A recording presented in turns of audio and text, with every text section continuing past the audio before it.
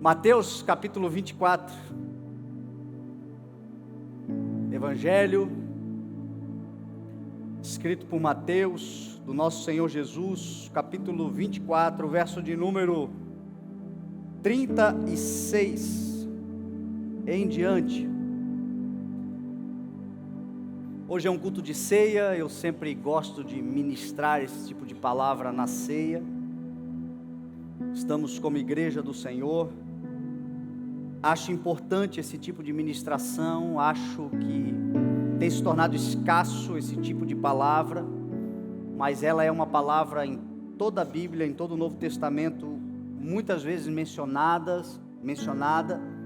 Jesus está falando aqui, Paulo fala muitas vezes nas suas cartas, João, Pedro, e eu creio que é importante. E todas as vezes que eles ministraram esse tipo de tema, sempre foi para a igreja do Senhor, para a igreja estabelecida, para a igreja plantada, para a igreja já avançando.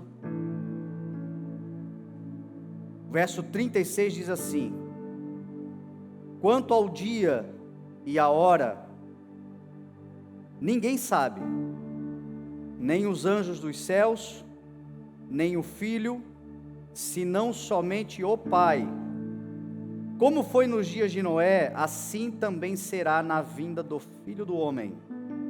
Pois nos dias anteriores ao dilúvio, o povo vivia comendo e bebendo, casando-se e dando-se em casamento, até o dia em que Noé entrou na arca, e eles nada perceberam.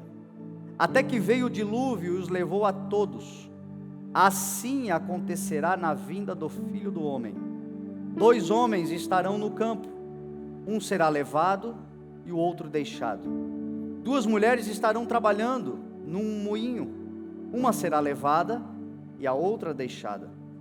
Portanto, vigiem, porque vocês não sabem em que dia virá o seu Senhor.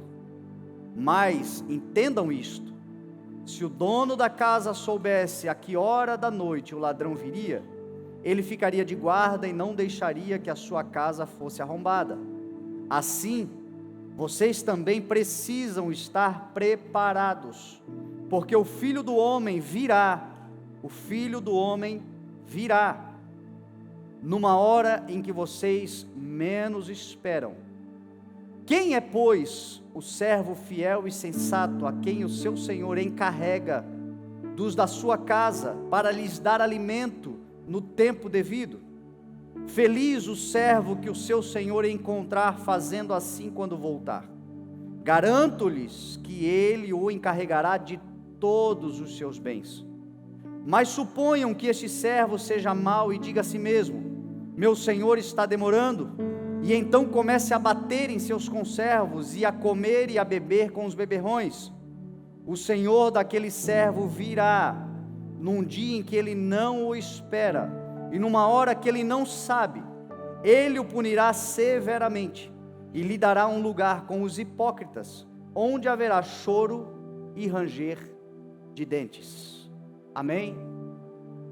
Pai, nós te louvamos, Senhor, pela tua palavra, pelo teu amor, pela tua fidelidade, por este culto. E te pedimos que o Senhor fale conosco mais uma vez, e que a tua graça seja nos dada, Senhor, para entendimento, reconhecimento e revelação, Senhor, da tua palavra, pelo teu Espírito, e no nome do teu santo Filho Jesus Cristo. É a oração que fazemos. Amém. Graças a Deus. Amém. Eu quero começar aqui pelo final do texto, para falar algo e um pouco sobre o dia do Senhor.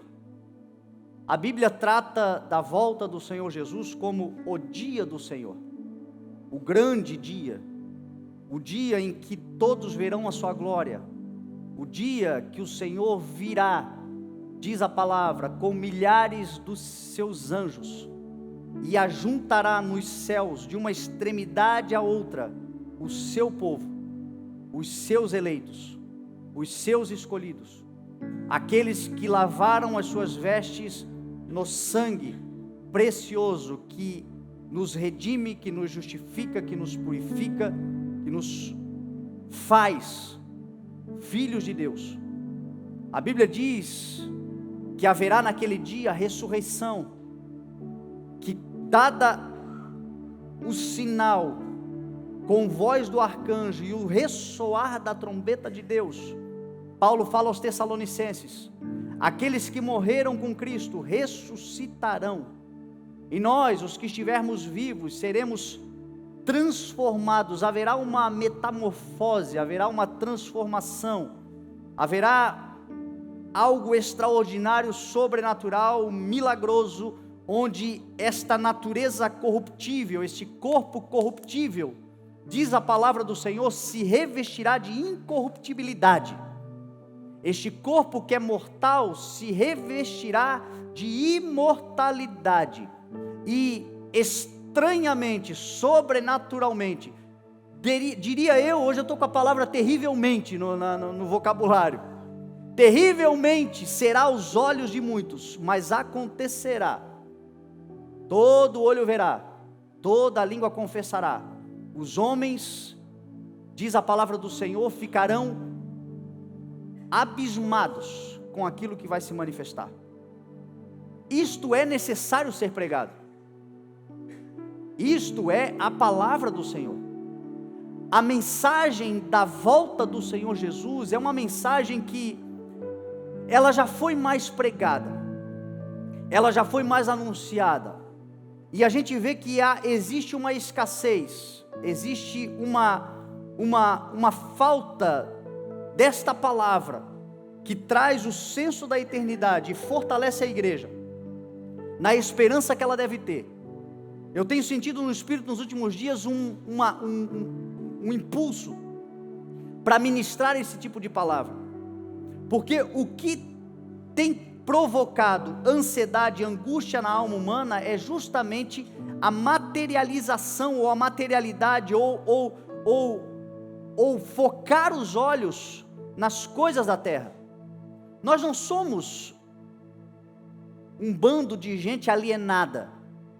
A igreja não foi chamada para ficar alienada às coisas que acontecem na terra. A igreja, ela não pertence ao mundo, mas ela está no mundo. O Senhor Jesus, quando orou por nós, orou não para que o Senhor nos tirasse do mundo, mas para que o Senhor nos protegesse do maligno no mundo. Então é óbvio que nós temos demandas da terra, e a Bíblia nos ensina a vencê-las, e mensagens de ensino, de instrução sobre vencer os desafios na terra, elas são extremamente importantes, necessárias, tem trazido para as pessoas entendimento, crescimento. Eu tenho recebido tantas palavras e testemunhos de pessoas que têm colocado em prática, aonde? No céu? Não, na terra, os princípios, os ensinamentos da palavra, e têm desfrutado na terra de tudo que o Senhor tem para nós aqui.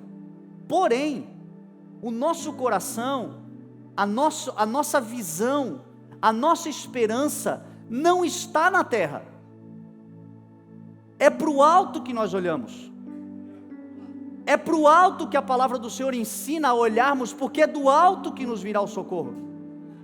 Quando a terra começar a entrar em colapso, e o mundo que agora existe, diz a palavra do Senhor, que está destinado ao fogo, este fogo é esse consumismo, esse fogo é esta autodestruição, este fogo é este aumento de tanta coisa ruim, que tem levado os homens a se autodestruírem. Quando esta terra começar a entrar em colapso, a palavra do Senhor diz que é para o alto que nós devemos olhar, porque é de lá. E então se verá no céu o sinal do Filho do Homem, vindo com grande poder e autoridade e glória.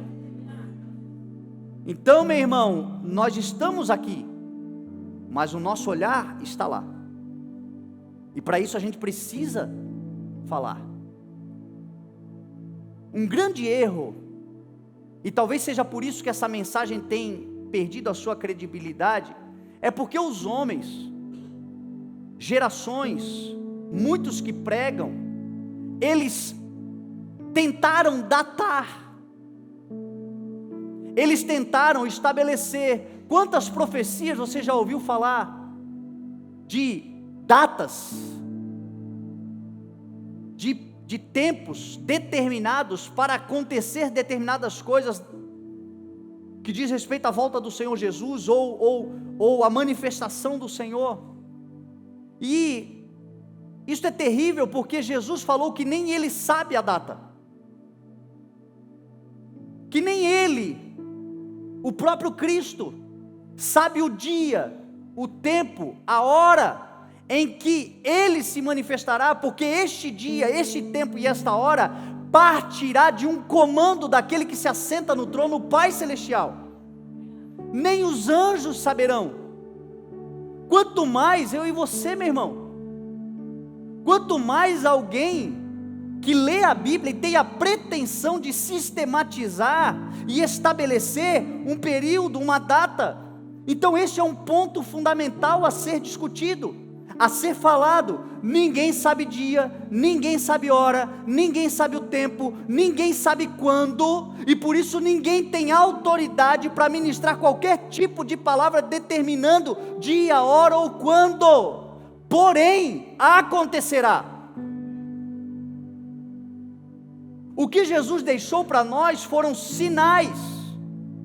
E os sinais, eles também não determinam quando, mas eles determinam, eles apontam de que está se cumprindo. Um outro fator que tem enfraquecido essa mensagem, e Jesus também falou que isso aconteceria, o amor vai se esfriar.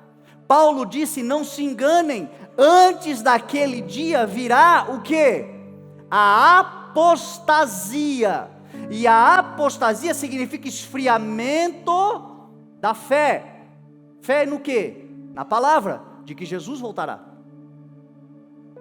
Um outro ponto importante é que os sinais que acontecem, que Jesus deixou claro que aconteceriam, eles surgem, eles sinalizam, eles nos levam a prestar atenção, porém, tem um problema. Nós, seres humanos, nos acostumamos com as coisas. Os sinais estão aí. O problema é que nós nos acostumamos com eles. Sinais que outrora eram escandalosos em relação a tudo que o Senhor disse que aconteceria para a volta dele, para gerações talvez dos nossos avós, dos nossos pais, que para eles foi um choque, para nós já é normal. Está tudo tranquilo, porque nós nos acostumamos com os sinais, e nós vamos nos acomodando e vamos tomando a forma do mundo, mas eles estão sinalizando, e eles vão ficar ainda mais evidentes, quanto mais nós nos aproximarmos da volta do Senhor Jesus. A Bíblia Sagrada diz que esses sinais vão se tornar mais intensos, mas nós somos uma geração que vai se acostumando com isso, que vai aceitando todas as coisas. Jesus falou que os dias que antecedem a volta dele são dias semelhantes aos dias de Noé. Quando a gente olha a história de Noé, nós percebemos sinais. É importante que se diga que a igreja primitiva já aguardava a volta do Senhor Jesus. Paulo escreve as cartas dizendo que a igreja já aguardava, eles já esperavam, eles acreditavam, eles tinham no coração a expectativa e a esperança, e não tem problema nenhum nisso. O problema é que, porque não acontece no tempo que nós esperamos, nós achamos que nunca vai acontecer. Pedro chega a escrever a carta dizendo assim: não pensem que a promessa é vazia, que não se cumprirá. Não pensem que porque não aconteceu no tempo que vocês esperam, não acontecerá. Gerações e gerações vêm esperando, porque todas as gerações, desde que a igreja foi estabelecida, o Espírito desceu, os sinais estão se manifestando na terra. O problema é que nós nos esquecemos no que Pedro escreveu e entendeu, de que 1000 anos para Deus é como um dia. Um dia para Deus é como 1000 anos para nós. Deus não anda no nosso tempo, Deus não anda na nossa velocidade, Deus não anda no espaço-tempo em que nós andamos. Deus, Ele é muito mais do que tudo isso. O tempo não comporta a glória de Deus. Agora a palavra do Senhor para nós é de que nós devemos ter a certeza e a convicção de que isto certamente acontecerá. Eu oro para que seja na nossa geração, eu clamo, eu oro, a minha oração é para que eu possa ver.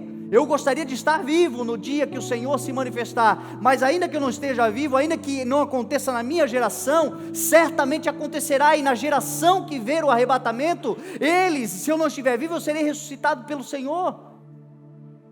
É uma verdade, é a razão pela qual nós estamos aqui. A mensagem da ressurreição hoje, tem um monte de crente que fica, tá, e o que isso tem a ver comigo? Isso tem a ver com a eternidade da tua vida. Ah, mas eu tenho mês que vem, a semana que vem, eu tenho um problema agora para resolver. Sim, um problema momentâneo, transitório, necessário, porém não é eterno, vai ficar nessa terra. A vida é um exercício nessa terra, de que quando você fechar os olhos para esta vida, para esta realidade, você não ouvirá valeu, você ouvirá valendo. Aí é que começam as coisas. A Bíblia diz que Deus já nos escolheu nele antes da fundação do mundo para sermos santos e irrepreensíveis na sua presença. É eternidade. Céu não é destino, céu é origem, é de lá que nós viemos, é para lá que nós voltaremos em nome de Jesus. E esta vida, esse tempo é nos dado como um presente para pregarmos, para anunciarmos, para anunciarmos as grandezas do Senhor, para sermos ministros do Senhor e, sobretudo, não desfocarmos, mas mantermos os nossos olhos no alto, porque é de lá que virá o nosso socorro. Não pensem, disse Pedro, que esta promessa não se cumprirá, mas entendam que Deus é paciente, não querendo que ninguém se perca, mas que todos cheguem ao arrependimento. Você sabe qual é a vontade do Senhor? Que toda a terra se arrependa. Por isso a longanimidade. Jesus falou que o evangelho do reino deve ser pregado em todo o mundo, como testemunha a todas as nações, e então virá o fim.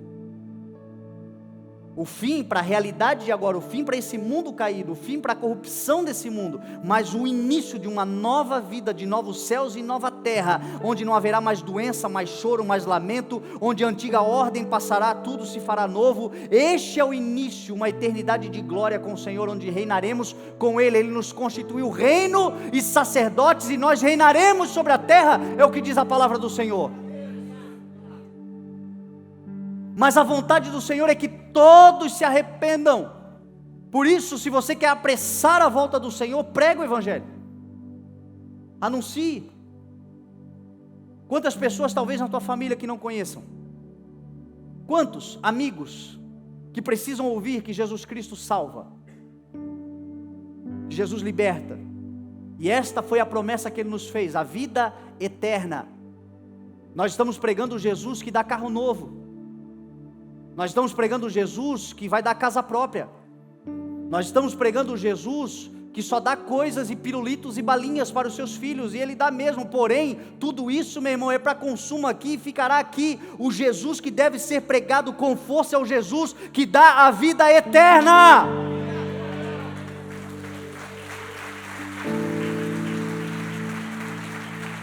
Eu vim para que todo aquele que crê em mim não pereça, mas tenha a vida eterna. Todo aquele que crê no Filho do Homem não é condenado, mas aquele que não crê já está condenado, porque não creu no Filho unigênito de Deus. Então é muito mais sério do que nós imaginamos, é muito mais necessário do que nós imaginamos, e o tempo é agora, porque os sinais estão ainda mais evidentes. Nós vamos nos acostumando com os sinais. Mas o fato é que Jesus falou assim: fiquem ligados, porque ninguém sabe o dia, ninguém sabe a hora, de repente virá como um ladrão. Quando vocês menos esperarem.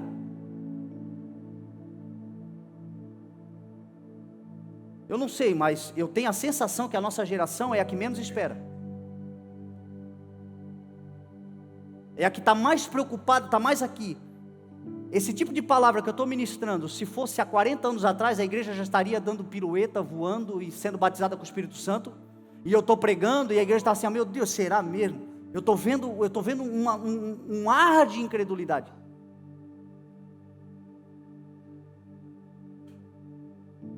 Talvez seja a geração que menos espera. Eu não sei. Pode ficar ainda pior. Ainda há um silêncio e uma atenção, talvez um ar de incredulidade, mas ainda se percebe um ambiente de temor, de reverência. Talvez os sinais vão ficar piores ainda. Talvez um dia o pastor vai subir para falar que Jesus volta e alguém vai dizer: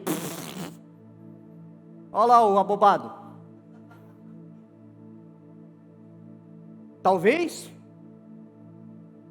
Talvez a gente vai ministrar daqui a um tempo e as pessoas vão dar risada da nossa cara. Eu não sei. O que eu sei é que Jesus falou que é quando nós menos esperarmos, a trombeta vai soar.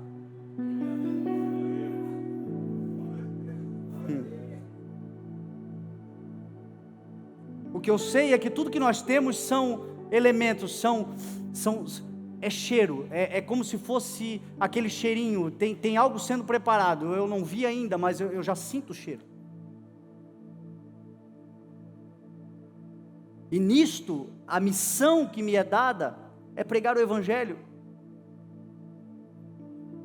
é viver o Evangelho, é manifestar o bom perfume de Cristo pela terra.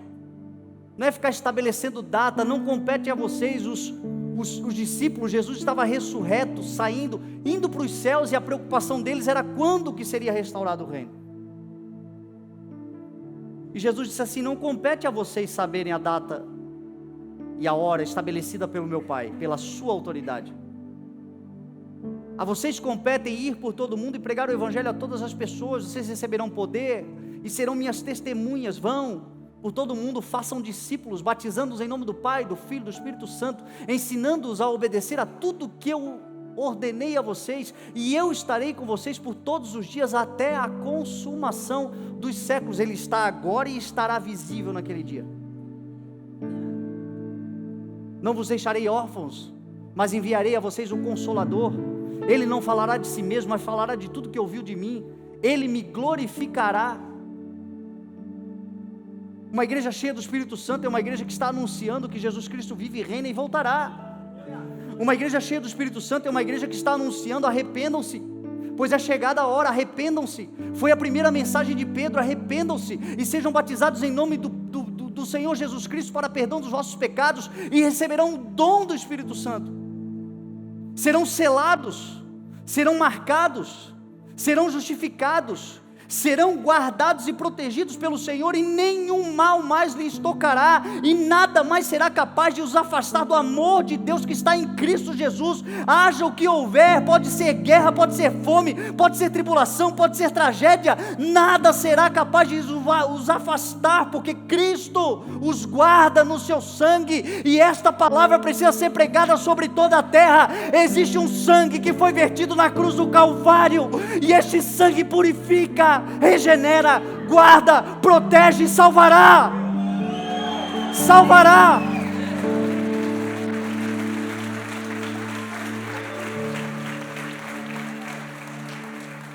Já não é de hoje que Jesus Cristo fala, Ele já falava para os discípulos.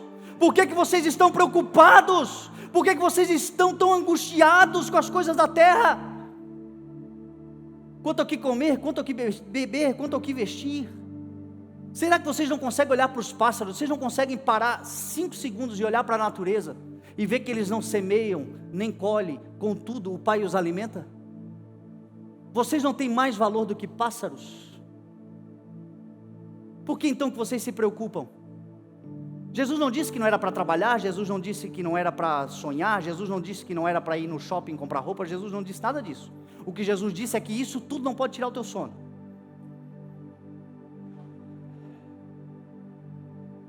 Isso tudo não pode ser a razão da angústia da tua alma. Isso tudo não devia nem fazer parte das ansiedades da alma. Porque ele diz assim: busque em primeiro lugar o reino e a sua justiça. O que é a justiça? É tornar-se aceitável ao Senhor. Busque em primeiro lugar o reino de Deus, o reino que vive e que está e que foi colocado dentro de nós. O reino que um dia se manifestará materialmente, visivelmente, mas hoje é uma cultura que está dentro de nós. Um reino de alegria, de justiça, de paz no Espírito Santo. Busque isso. A sua justiça. Pregar para as pessoas que elas são aceitáveis ao Senhor. Que elas foram aceitas pelo Pai mediante a justificação que há no nome de Jesus. Pregar para as pessoas que existe um Cristo ressurreto, que os justifica, que os purifica, que os lava, que os regenera, que os reconcilia, que os salva, que os cura, que os liberta.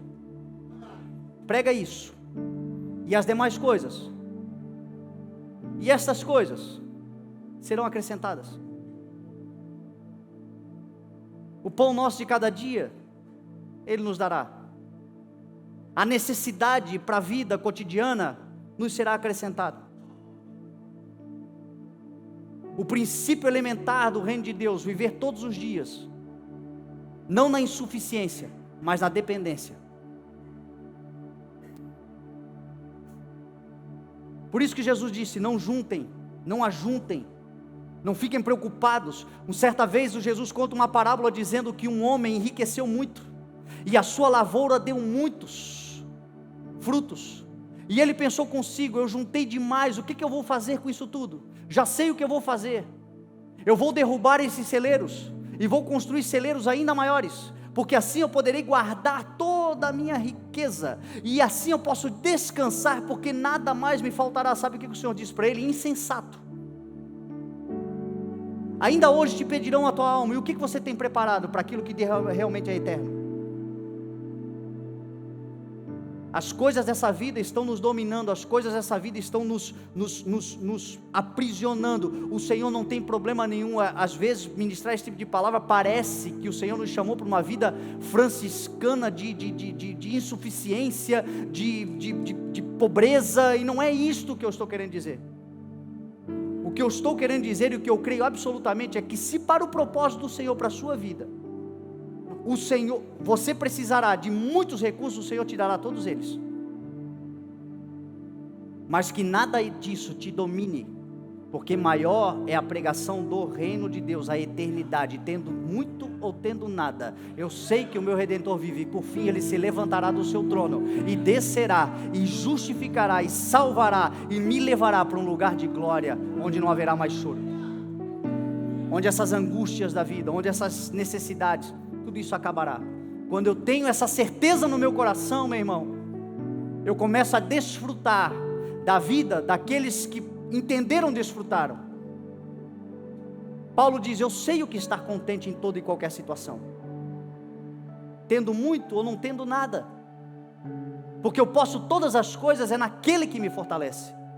Paulo fala de bem vestido e de nu, Paulo fala de aquecido e passando frio, Paulo fala de abastecido e passando fome, mas em todas essas coisas eu posso tudo naquele que me fortalece. Eu sou mais do que vencedor.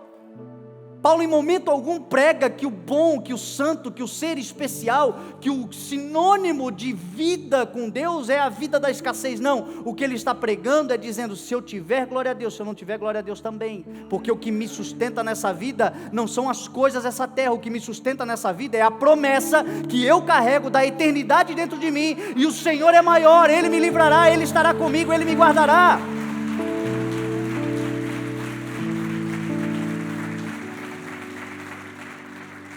Isso é muito importante, porque isso nos faz, naquele dia de escassez, olhar e dizer assim: é só um momento.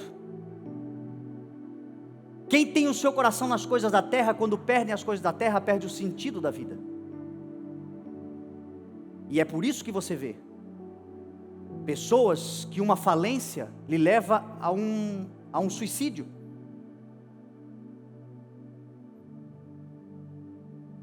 Que uma dissolução matrimonial lhe leva a uma depressão profunda. Que coisas que acontecem no cotidiano, o tempo e o acaso, lhe levam a uma perda total de direção na vida. E muito disso está ligado ao fato de ele achar que tudo o que ele pode ser e está nesse momento, nessa condição humana. essa perda da esperança, que não nos decepciona, porque Deus derramou do seu amor em nós através do seu Espírito Santo. Isso nos dá uma força extra. É isso que excede todo o entendimento. É essa paz que excede e que guarda. Essa palavra que precisa estar dentro do coração da igreja. Não pense você que eu pregando aqui para você, eu não tenho dias de aflições, tem dias que eu sento diante do Senhor e digo: Senhor, eu preciso de uma força, eu preciso de uma intervenção, eu preciso de um milagre, eu preciso de algo, eu preciso de um saber, eu preciso de uma porta aberta, eu preciso de saúde, eu preciso de sabedoria, eu preciso, Deus, eu preciso, faz parte. Porém isso é um pedido que a palavra do Senhor nos ensina, a insistência na oração.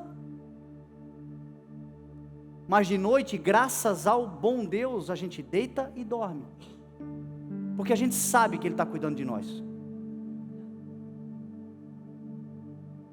É nos dado sono, é o que Davi diz: em paz eu me deito e logo adormeço, porque só Tu me fazes habitar em segurança. O sono, que é algo tão poderoso e espiritual para fortalecimento, o diabo tem tentado tirar da igreja. Davi, quando escreve esse salmo, estava fugindo do filho que havia dado um golpe de estado, tomado o trono. A Bíblia diz que ele sobe descalço, com a cabeça coberta, chorando o Monte das Oliveiras. Sabe o que é isso? Sofrimento. Ele sobe chorando, ele sobe com o coração em frangalhos, ele sobe sentindo os efeitos daquilo que a terra proporciona nessa natureza humana. É óbvio. Porém, maior era a promessa que ele tinha, maior era a palavra que ele tinha, maior era Deus na sua vida. Quando ele chega lá em cima e ele raciocina, ele poderia pegar a espada e se matar. Porém, ele pega uma pena e escreve: em paz eu me deito e logo eu adormeço, porque só Tu me fazes habitar em segurança. Que essa seja a resposta que a gente dê para as nossas angústias. Uma exaltação ao nome do Senhor, uma palavra de confiança naquele que é eterno e nos sustenta na sua mão, porque nós temos essa certeza dentro de nós, e aí viveremos, e aí grandes coisas serão estabelecidas sobre a nossa vida. E aí eu creio, meu irmão, sem dúvida alguma, que este mês de agosto será um mês extraordinário, poderoso, para além do seu entendimento. Um mês que a igreja será abençoada, um mês onde nós o abençoaremos. Eu não sei porque alguns teimam em amaldiçoar o mês de agosto, até isso tem dentro da igreja, os crentes supersticiosos, a superstição gospel. Eu sou curioso, eu fui estudar por que as pessoas falam tanto que o mês de agosto é o mês do desgosto. Você já ouviu isso? Você sabe qual foi a razão disso? A razão disso começou nos tempos dos descobrimentos, lá em Portugal, porque o mês de agosto era o mês onde as caravelas costumavam partir para as expedições, e aí as jovens, ou os jovens que iam se casar, diziam que o mês de agosto, casar em agosto dá desgosto, porque eles casavam e logo os marinheiros tinham que partir e as jovens ficavam e não tinham a chance de ter a lua de mel. Muitas delas ficavam viúvas antes mesmo de se incomodar com o casamento. E aí começaram a falar que casar em agosto dá desgosto. E aí isso vai, chega aqui no Brasil. E aí eu te pergunto, você vai casar com algum Pedro Álvares Cabral, por acaso? Você tem alguma coisa a ver com as caravelas de Portugal? Então por que você fica amaldiçoando o mês de agosto? Jesus falou assim: os olhos são a candeia do corpo. A vida é uma questão de perspectiva, meu irmão. As palavras geram ambientes. Que você se levante com uma palavra de bênção sobre a sua vida, uma palavra de bênção sobre a sua família, uma palavra de restauração sobre o teu trabalho, uma palavra de ano extraordinário ainda neste ano de 2019. Como eu tenho ouvido testemunhos poderosos e maravilhosos do ano extraordinário para muitos dentro da igreja já. Talvez você ainda esteja esperando que seja agora, que é para quebrar todo o preconceito. Mas viva pela fé, viva pela certeza. Jesus vai falar de Noé. Como agora eu lembrei do meu pai, eu estou na introdução da introdução. Mas agora tem um culto de segunda, então fica tranquilo, amanhã você volta. Mas, para encerrarmos, Jesus vai falar de Noé. Hebreus 11:7 vai dizer que Noé, pela fé, quando avisado das coisas que ainda não se viam, movido, porque a fé tem que mover, a fé não é para você dizer eu creio, criei por isso falei, criei por isso me movimentei, criei por isso marchei e o mar se abriu, criei por isso fui para cima do gigante e o gigante caiu, criei, movido por santo temor, construiu uma arca para a sua família, e condenou o mundo da sua época, tornando-se herdeiro da justiça, que é pela fé. Para explicar esse texto, eu quero usar como exemplo o Allelon, o Ministério Allelon. O Allelon vai gravar agora no sábado o seu EP. E o que o Allelon está vivendo é exatamente o cumprimento desta palavra de Hebreus 11:7. Pela fé, quando ouviram falar das coisas que ainda não se viam, movidos de santo temor, construíram, fizeram, edificaram.